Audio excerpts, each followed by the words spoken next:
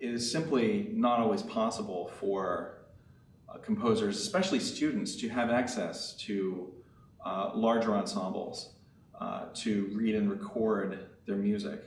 And so having not just a representative, but a high quality recording of a score is crucial for school admissions or for entering competitions. The piece of mine that Ravel performed and recorded was a piece that had been read before by live musicians. And it was okay, but it wasn't exactly usable. In other words, I don't think I could have shown it to, say, a conductor of another group and said, hey, here's my prelude and double fugue if your group would be interested in playing it.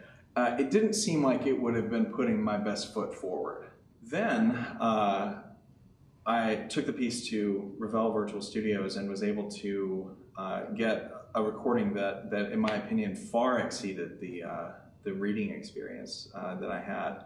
And I've since actually used that recording in several scenarios, and it's been tremendously impressive, much more so than kind of a cobbled together 30-minute reading. My experience with Ravel Virtual Studios was fantastic, top to bottom. The first thing I noticed really was the quality of the sounds that were used, the orchestral samples. With Ravel's recording, it really seemed like the sounds all blended together. I mean, it really sounded like an actual acoustic event. I mean, that happened somewhere outside of an electronic studio, like it was actually on a stage somewhere. So it's the quality of sounds and the musicality of the performance was just tremendous. I really can't say enough about it. They treat the composer's score like a piece of music. They are able to go in and microscopically tweak each line of music in terms of dynamics, phrasing, articulation, in really, really subtle musical ways. And they allow the composer to interact with them and specify things that I didn't even know could be specified. Things like what acoustic environment they want for their recording in terms of the size of the hall or the way the hall resonates.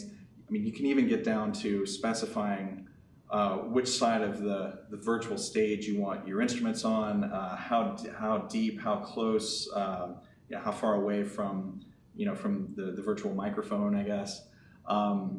It's really, really impressive the degree to which the composer is actually in control of so many of these parameters of the recording that in a traditional reading session you might not have these kinds of luxuries.